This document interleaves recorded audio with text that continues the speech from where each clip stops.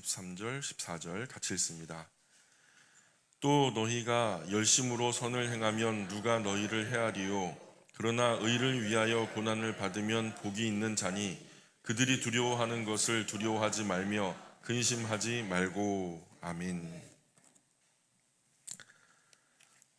지난 시간에 베드로는 그리스도인의 신앙은 교회 안이 아니라 가장 가까운 관계 속에서 삶으로 드러난다라고 말씀을 나누었습니다. 그러니 가정 안에서 아내와 남편은 서로를 함부로 대하지 말고, 또 남편이나 아내나 자식에게 소망 둘 것이 아니라 소망은 누구에게만 두어라?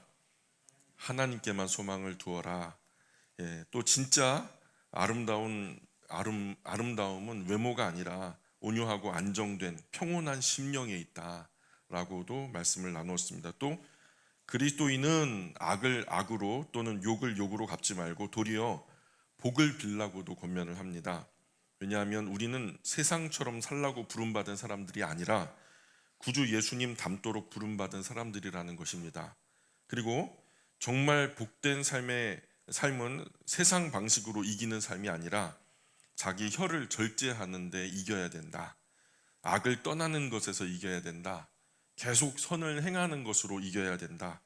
평화를 따르는 삶에서 이겨야 된다라는 것을 말씀을 나누었습니다. 사람들은 이런 삶을 몰라줘도 하나님은 보고 계시니까, 하나님은 의인의 간구에 귀 기울이시는 분이라고 말씀했습니다. 그래서 베드로는 이런 흐름을 계속 이어서 오늘 13절에서도 또 너희가 열심으로 선을 행하면 누가 너희를 해하리요? 라고 말씀합니다.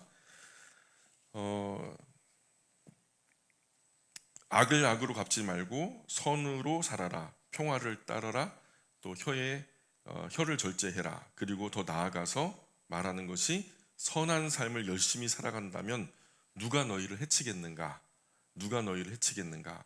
이 말 저변에는 큰 두려움이 있죠. 누가 평상시 나를 해칠 거야 라고 생각하며 살아가는 사람들은 없습니다. 근데 여기 지금 이 말씀을 받는 사람들은 누가 나를 해칠 거야 라고 하는 두려움에 있었던 사람들입니다.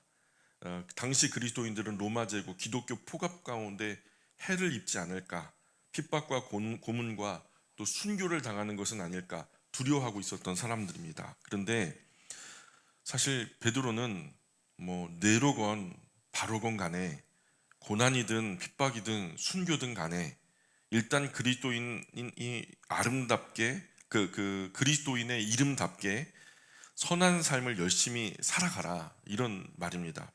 선한 삶을 열심히 살아가는데 누가 너희를 해치겠는가? 너무 겁먹지 말고 또 지나친 두려움 때문에 비굴해지지도 추태부리지도 말고 그리스도인의 품위와 인격 잃지 말고 선한 삶을 열심히 살아가라, 이런 말씀이죠. 14절에 보니까 그러나 의를 위하여 고난을 받으면 복 있는 자니 그들이 두려워하는 것을 두려워하지 말며 근심하지 말고. 큰 핍박과 고난을 앞에 두고 사도 베드로는 당시 그리스도인들에게 이런 말씀을 전합니다. 베드로 전서가 쓰여진 시점이 여러분 좋은 성경 보시면은 대략의 개요가 나올 텐데 주후 64년으로 나옵니다. 64년경에 이 편지가 기록되었고 기독교 대박해가 시작된 시기가 64년입니다. 똑같죠? 이 편지가 쓰여진 시기도 64년, 기독교 대박해가 막 시작되는 시점도 64년. 그런데 로마 제국의 대박해는 64년부터 311년까지 약 250년간 10명의 로마 황제를 통해서 이루어집니다. 이런 흐름에서 베드로는 이래도 저래도 그리스도인 앞에 핍박과 죽음이 온다면, 피할 수 없는 고난이고 피할 수 없는 핍박이라면 선하게 열심히 살다가 살든지 죽든지 하라는 거죠.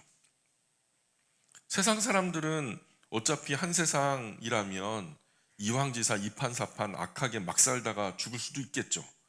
100년 미만이 삶의 모든 것이라고 생각한다면 시간 가는 것이 아깝지 않겠습니까? 그러니 이판사판 악하게든 치사하게든 비굴하게든 막 살다가 죽을 수도 있겠죠. 그러나 그리스도인은 이판사판 선하게 살다가 죽든지 살든지 하라. 살아도 죽어도 선하게 열심히 살다가 살든지 죽든지 해라, 이런 말이죠. 많은 사람이 이런 말을 합니다. 선하게 살면 절대 손해 안 본다. 선하게 살면 절대 손해 안 본다. 그러나 삶이 그렇게 단순하지가 않죠. 왜냐하면 1세기 당시 현실은 전혀 그렇지 않았기 때문에 그래요. 실제로 선하게 살아도 손해보던 시절이었습니다. 정직하게 살다가 미움받고 바르게 말하다가 공격받고 예수 믿는다는 것 딱 하나의 이유로 따돌림 당하고 죽임 당하기도 했던 그런 시절이죠. 그런데 베드로가 말하는 핵심은 이겁니다. 결국 하나님 손 안에서 너를 무너뜨릴 수 있는 사람은 없다라는 거예요. 그죠? 하나님 믿고 열심히 선한 삶을 살려고 노력을 하는 사람들 누가 무너뜨리겠습니까? 사람은 우리 몸을 힘들게는 할 수 있어요. 또 환경은 우리의 삶을 흔들 수도 있을 겁니다. 그러나 사람도 환경도 하나님께 붙들린 그 영혼까지 무너뜨릴 수는 없다라는 거예요. 초대교회 그리스도인들은 실제로 감옥에 갇혔고 재산도 빼앗겼고 목숨까지도 잃습니다. 그런데도 교회가 무너졌습니까? 안 무너졌습니까? 무너지지 않았어요. 왜냐하면 진짜 생명의 주인이신 하나님께 붙들려 있었기 때문에. 세상은 자꾸 우리에게 말합니다. 적당히 해라. 적당히 해라. 너희들 교회 다니는 거, 예수 믿는 거 다 안다. 적당히 해라. 너무 고집 부리지 말고 적당히 좀 타협하며 살아라. 굳이 그렇게까지 힘들게 어렵게 선한 티 내면서 살 필요가 있냐? 그러다 너만 손해본다.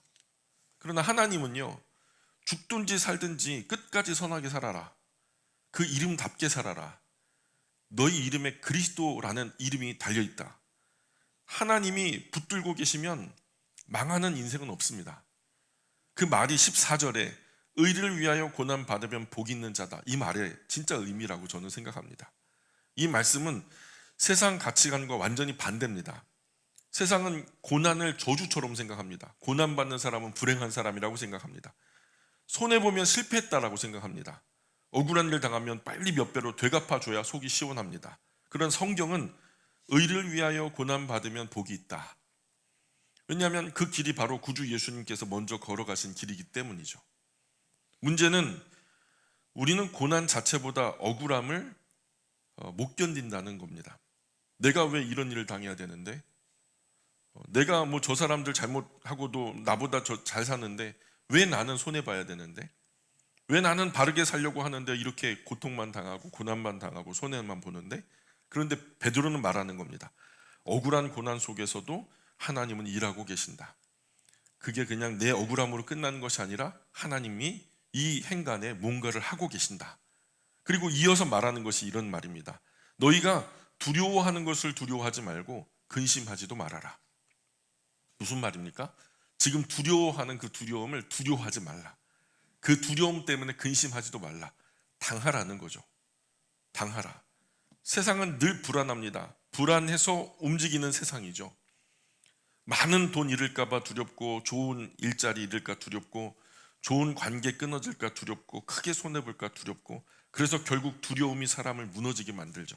그러나 하나님께 소망을 둔 사람은 세상이 무서워하는 것을 같이 무서워하면 안 된다. 왜냐하면 우리 인생의 마지막 주인이 세상이 아니라 하나님이기 때문에. 그래서 베드로는 지금 계속 말하는 겁니다. 왜 흔들리냐? 왜 두려움에 무너지는가? 너희 마음 중심에 사실 누가 앉아있나? 세상이 앉아있나? 아니면 안전하게 살고 싶은 그런 너희 욕망이 앉아있나? 너희 마음에 정말 과연 누가 앉아있냐? 세상이 중심에 앉아있으면 세상이 흔들리니까 함께 흔들리는 거죠. 돈이 중심에 앉아있으면 돈이 흔들릴 때 같이 무너집니다. 사람이 중심이면 사람 떠날 때 같이 무너지는 거고요. 그러나 예수님을 구주로 삼으면 환경 흔들려도 중심 무너지지 않는다는 거죠.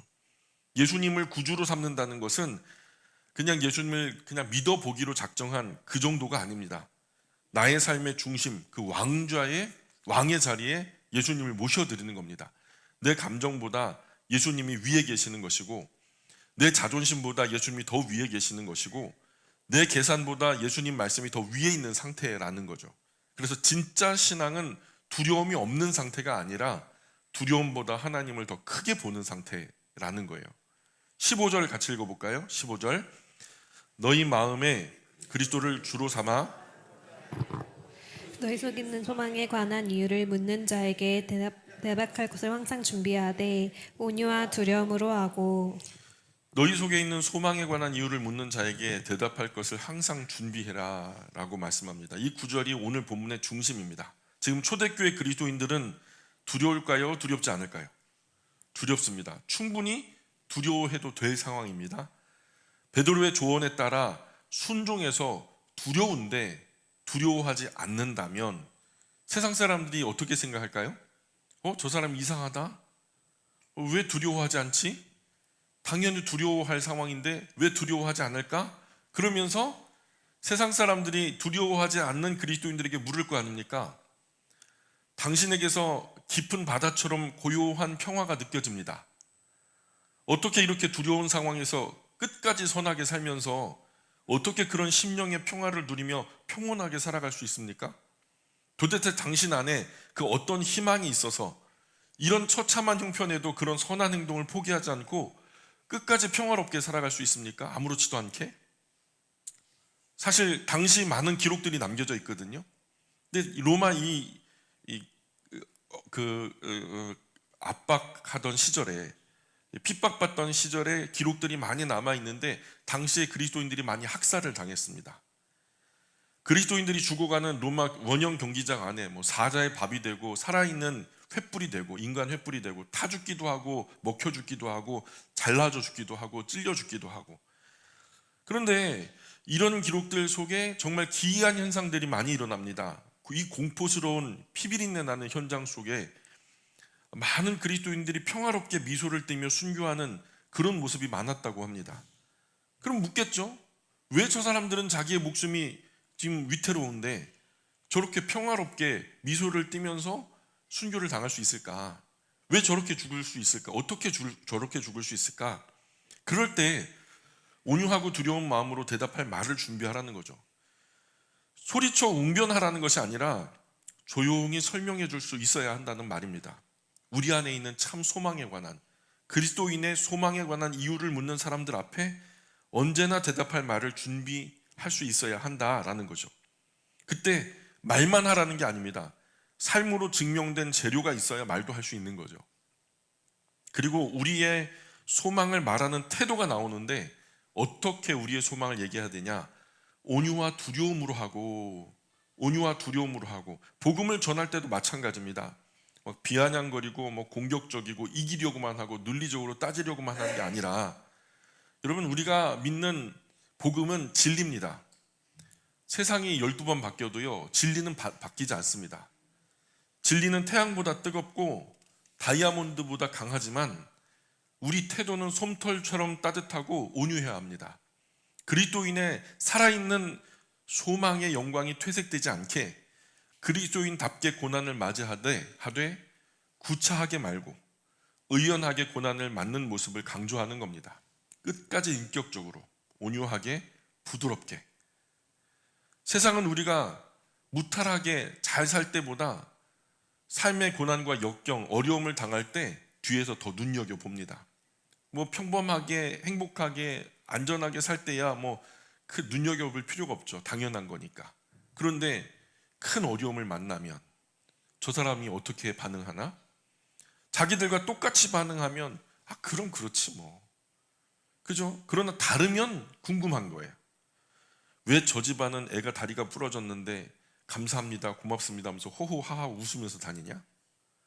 왜 저 집안은 사고가 나서 큰 손해를 당했는데도 감사합니다, 고맙습니다 하면서 행복해 보이지?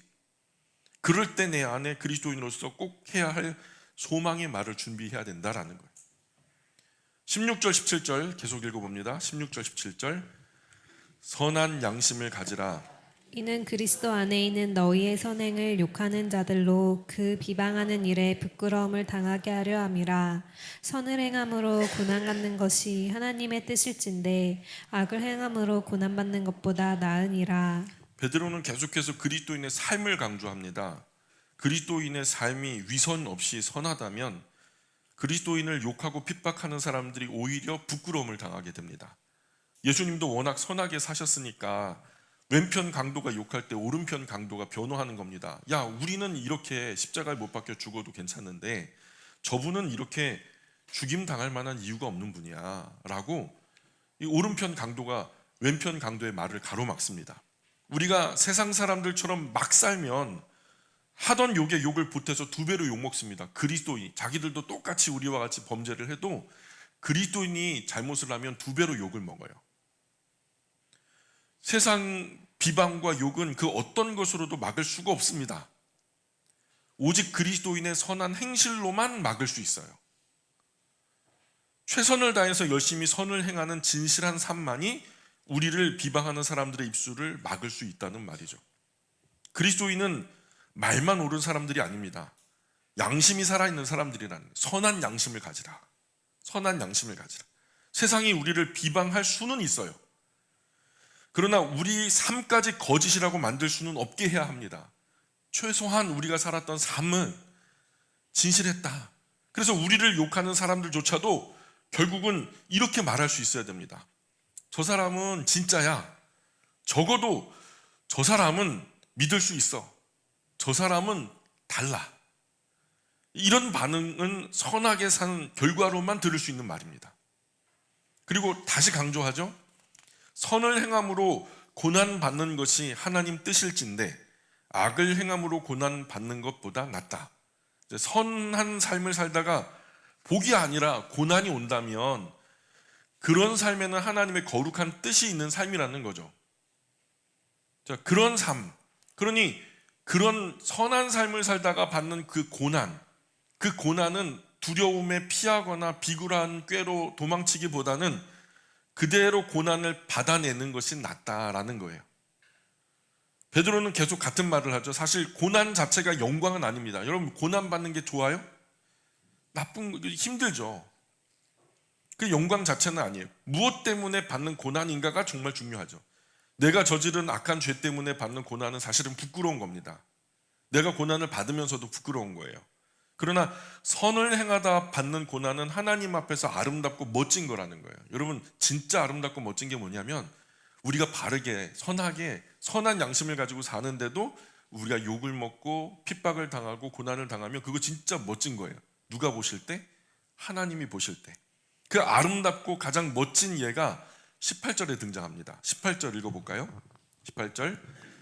그리스도께서도 단번에 죄를 위하여 죽으사 의인으로서 불의한 자를 대신하셨으니 이는 우리를 하나님 앞으로 인도하려 하심이라.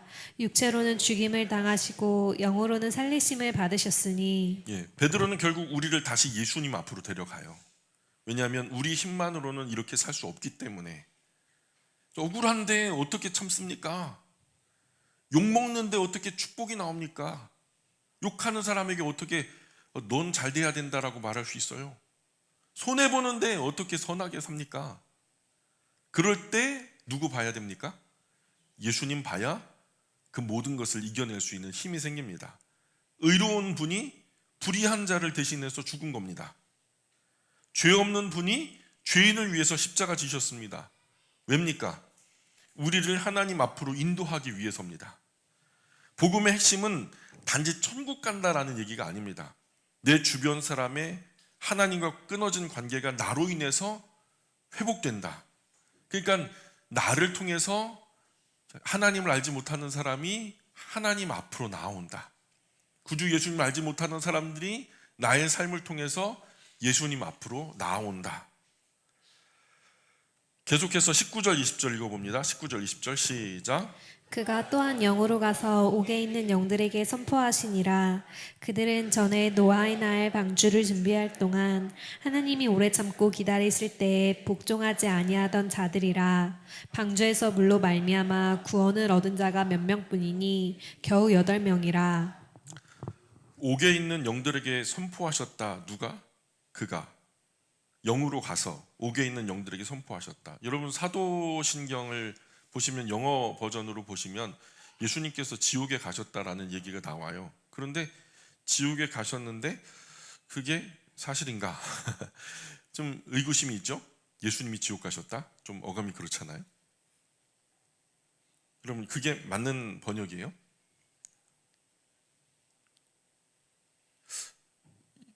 지옥에 여러분 아시기로 지금 지옥문이 열렸습니까? 지옥에 사람이 있어요? 천국에는요?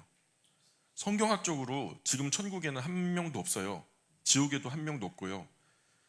그리스도 바깥에서 죽은 자들은 음부의 상태에 머물고 있고요. 그리스도 안에서 죽은 자들은 낙원의 상태에 머물고 있습니다. 영혼은 장소가 필요 없죠. 공간이 필요 없습니다. 영혼 그대로 상태로 머물 수 있는 존재예요. 그래서 성경은 나사로의 비유를 통해서 아브라함 품이라고 하는 낙원과 음부라고 하는 또 다른 상태를 얘기해요. 그리스도 안에서 죽은 자와 밖에서 죽은 자의 이야기를 하면서, 그리고 요한계시록에 가보면 이 지옥 문이 열리는 때가 와요. 그리고 천국 문이 열리는 때가 와요. 그때는 다 같이 그 나라가 임하게 됩니다. 그리고 새 존재가 멸망을 당하는데 음녀와 짐승 그리고 붉은 용으로 대변되어지는 악한 존재와 더불어서 그들을 따랐던 사람들이 함께 무저갱에 갇히게 되는 때, 그때 지옥이 열리고 수많은 영혼들도 거기에 갇히게 됩니다. 그러니까 아직까지 지옥에 간 사람 있습니까? 없습니까? 성경학적으로는 없어요. 천국에 간 사람 있습니까? 없습니까? 없습니다. 아직 문이 안 열렸어요. 근데 천국 갔다 지옥 갔다 함부로 말할 수 있어요? 없어요? 자, 그런데 어떤 분이 내가 천국에 가서 보니 이런 얘기하면은 어떻게 해야 돼요? 그거는 성경학적으로 잘못된 얘기예요. 그거는 진짜 그 사람이 그런 환상을 봤을 수도 있어요. 근데 그것은 하나님이 보여주신 환상이 아니라 대략 악한 영들이 장난을 친 것일 수 있어요. 그러니까 뭐 지옥을 봤다 천국을 봤다 이런 분들은 일단 거르고 봅시다.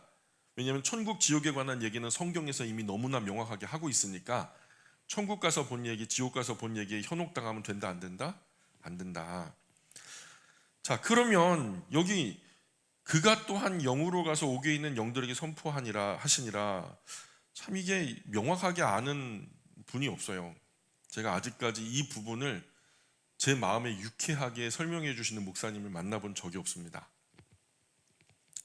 우리나라만 아니라 전 세계에서도 이 구절에 대해서 탁월한 설명을 해주시는 분이 없어요.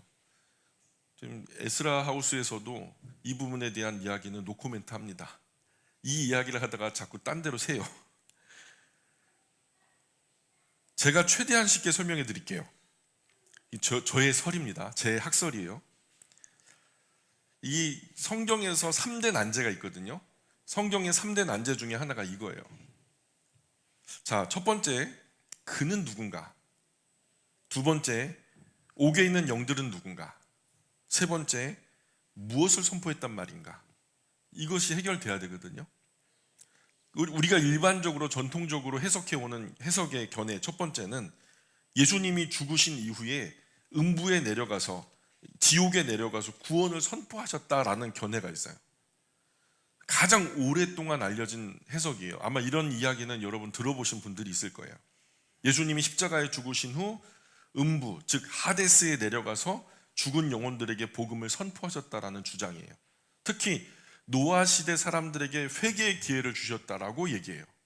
그런데 성경 전체의 맥락에서 보면 사람이 죽은 이후에 두 번째 기회를 말하고 있습니까? 말하지 않습니까? 죽으면 끝이죠. 죽은 다음에 기회가 있어요? 없어요? 성경 전체의 맥락은 없는 것으로 나타나고 있어요.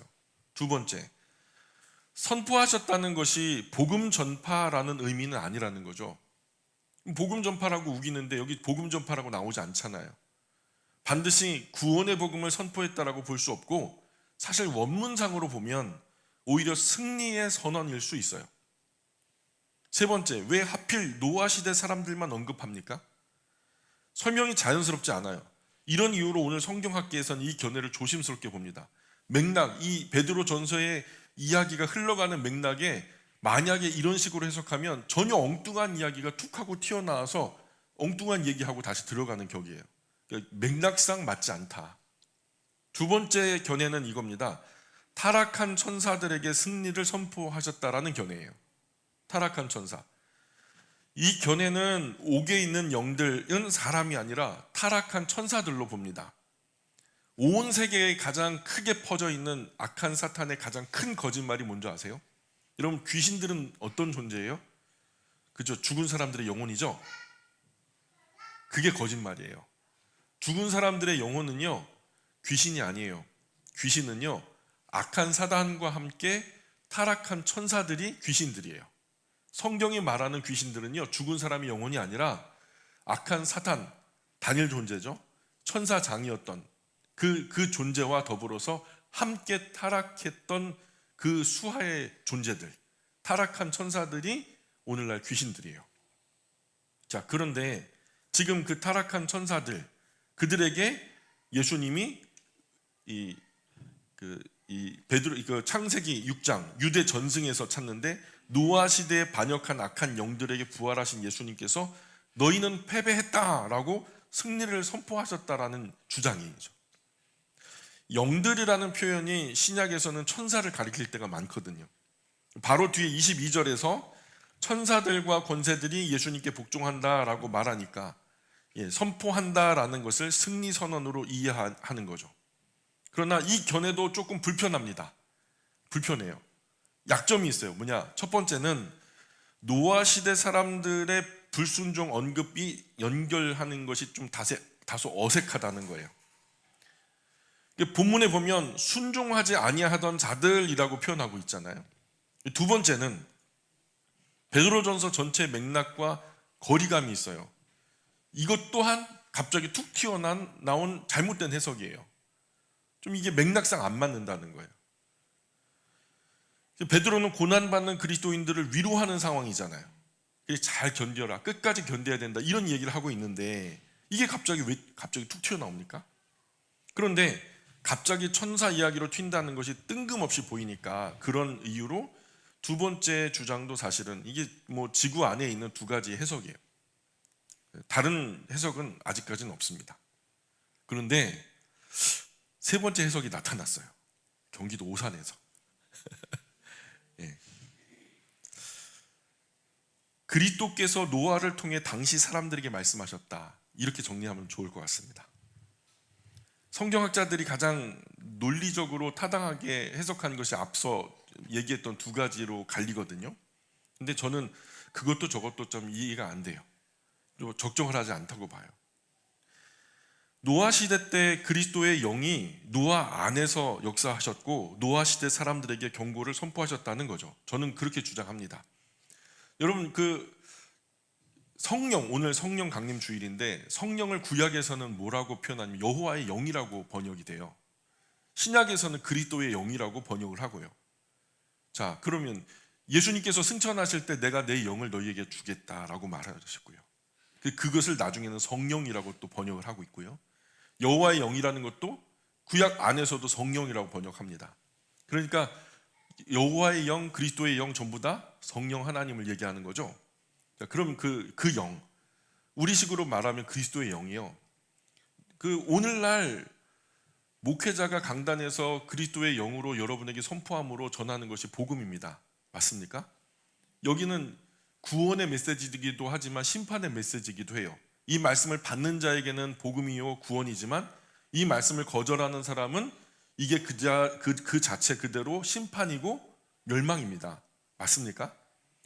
근데 당시 노아 시대 때 노아의 심령 속에도 하나님의 영이 임하셨다라는 거예요. 그러므로 인해서 그들에게, 그 시대 사람들에게 방주에 올라라, 그러면 구원을 받을 것이다 라고 복음의 메시지를 선포했다는 겁니다.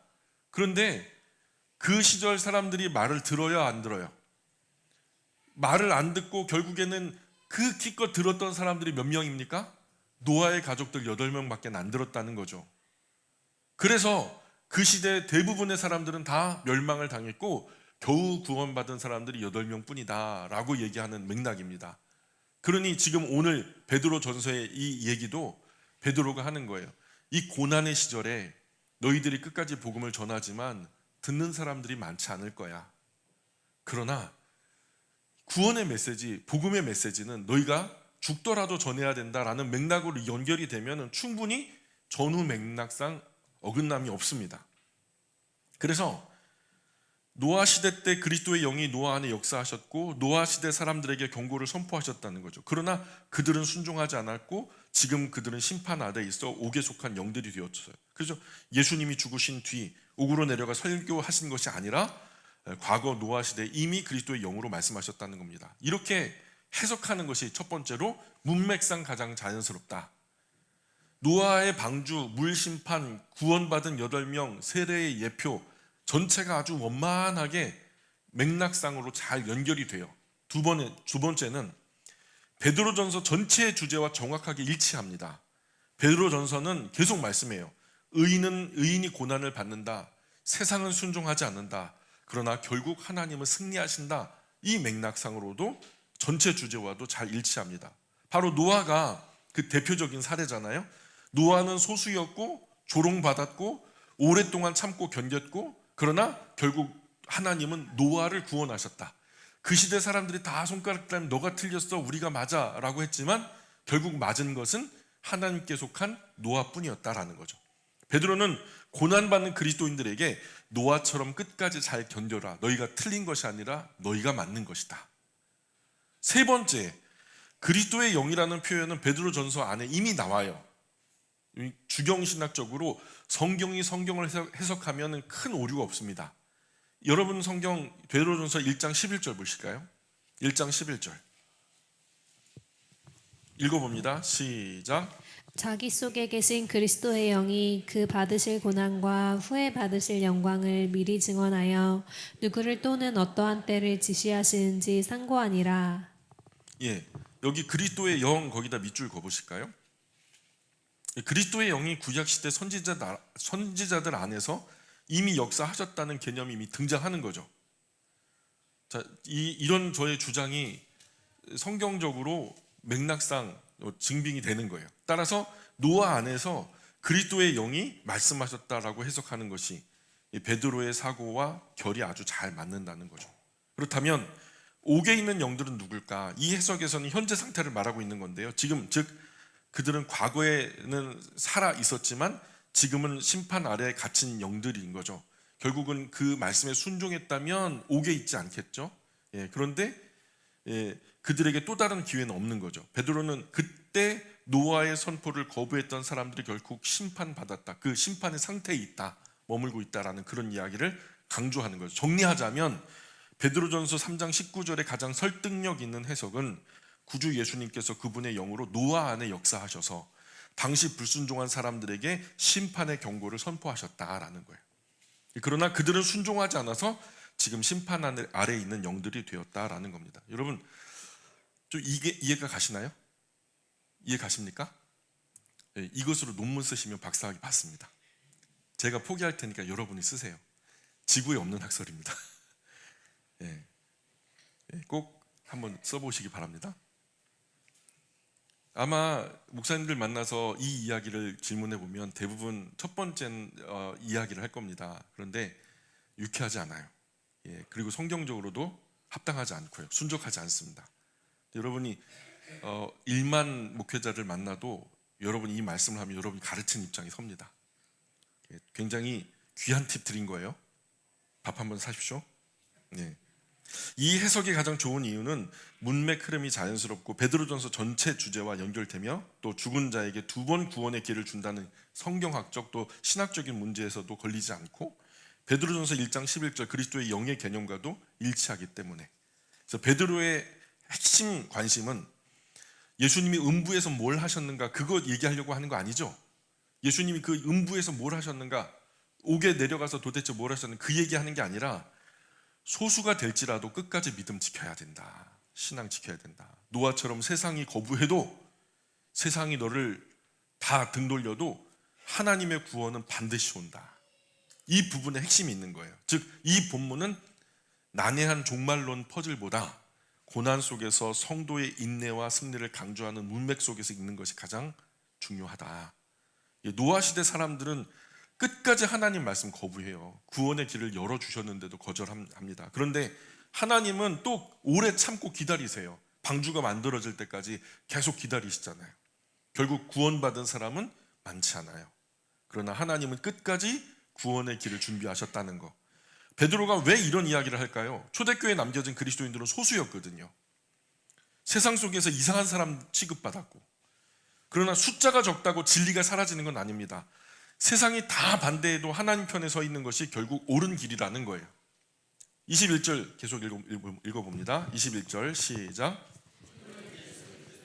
부활하심으로 말미암아 이제 너희를 구원하는 표니 곧 세례라. 이는 육체의 더러운 것을 제하여 버림이 아니요 하나님을 향한 선한 양심의 강군이라. 예, 베드로는 노아의 홍수와 세례를 연결합니다. 세례는 단순히 잘 세팅된 머리에다 물 묻혀가지고 망가뜨리는 게 아니라 그러더라고요. 세례 받으려고 머리 세팅해가지고 왔는데 목사님이 머리 위에다가 이 세팅된 머리에다가 물을 찍어 이렇게 흐트렀다고 막 불평하는 분을 봤어요.